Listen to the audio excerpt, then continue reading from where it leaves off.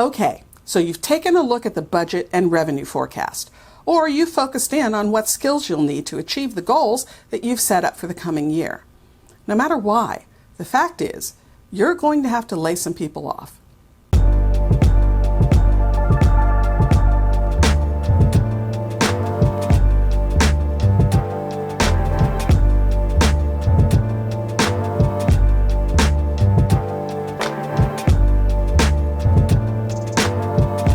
Hi entrepreneurs, I'm Vicky Brown, and you're in the right place if you want to engage your team, boost your business, and grow your leadership muscle. Downsizing. It happens sooner or later to almost all businesses. Navigating around internal and external factors can mean facing the fact that you may need to lighten the payroll load, or that you need different people in different seats. But how to go about doing a layoff? Well, there are lots of factors to consider. How do you select which jobs will be eliminated? What should you consider in making the decision? Are there any laws you need to keep in mind? Well, let's walk through the process, one step at a time. First, the selection.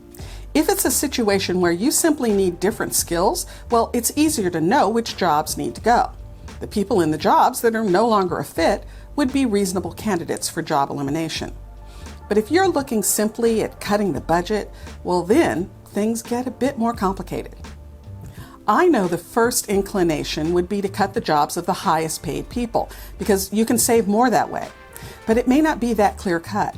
No matter how you decide to make the selections, it's always a good idea to do some analysis to see if there are any unintended consequences. Disparate impact. You may have heard the term from your employment attorney or your HR rep. It's when an action or system looks neutral on the surface, but the result is that it has disproportionate impact on a protected group. So, let's look at cutting the highest paid folks as an example. When you look at the details of that group, perhaps they've been with the company the longest, and that's why their salaries are higher. Well, then you have to look at where they all are age-wise, because if you cut 20 people and 18 of them are over 40, well, then the fairly benign decision of cutting the highest paid people may actually have a disparate impact on an older group of workers. Now, I'm not saying you can't do the layoff, but you have to be very careful in the selection process. Decide on a clear set of criteria, write it down, and stick to it. That would be one of the first ways you would respond to a possible discrimination complaint, to show that your selection process was not based on anything problematic. And of course, during this whole process, you are going to be joined at the hip with your employment attorney, so they can give you the guidance you'll need.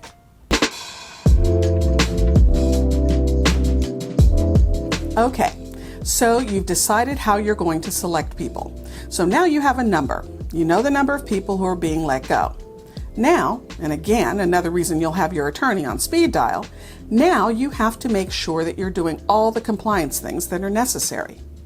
For instance, there's something called the WARN Act. It stands for Worker Adjustment and Retraining Notification Act. And in English, it basically says that if you hit the eligibility levels, you can't just go around cutting jobs. You either have to give people fair warning, defined as a notice period, or you have to pay out the equivalent of a notice period. There's actually more than one WARN Act. There's the Federal WARN Act. It applies to businesses with 100 or more employees and is laying off 50 or more people at a single site. And that's just a very general overview. There are other eligibility criteria, but for the sake of argument, let's go with this. Well, that business has to give workers at minimum 60 calendar days notice period, or pay an equal amount to everyone. And I mentioned there's more than one WARN Act. Well, the states got in on it too. So there are a number of states that have their own WARN Act requirements. They're called mini WARN Acts, and some of the states that have them are, well, you guessed it, California, Connecticut, Michigan, South Carolina, Illinois. That's just a very small sample. Each one has its own thresholds. So just because you don't qualify under the federal WARN doesn't mean you're free and clear.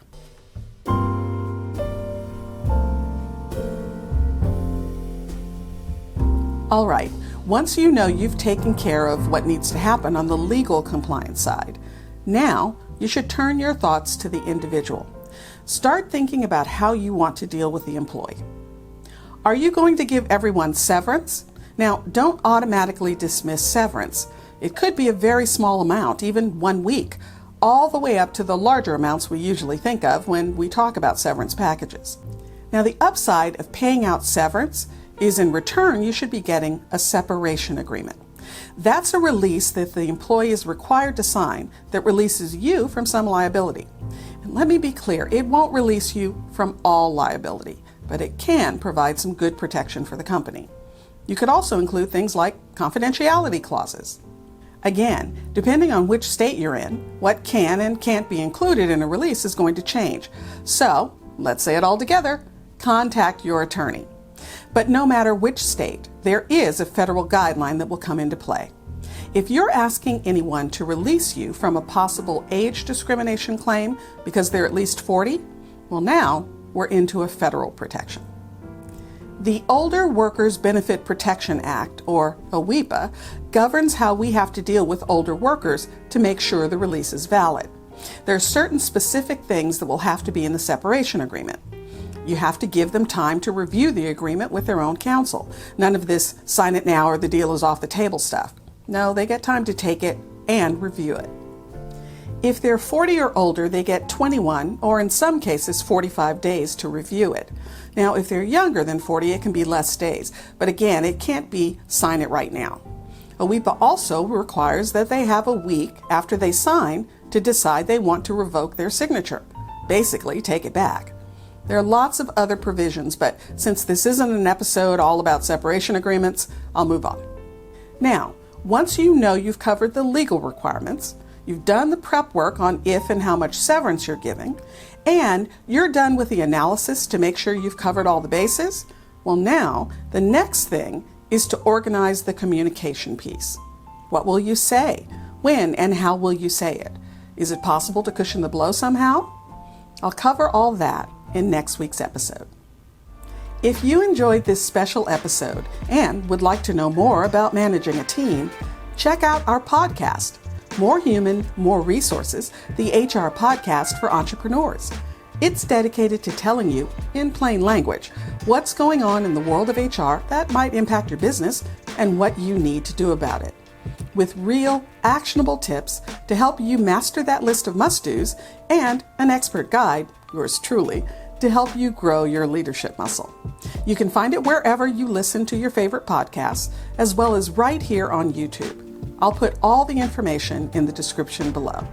And remember, your inspired leadership is the secret sauce to having a high-performance team and a wildly successful business you'll love.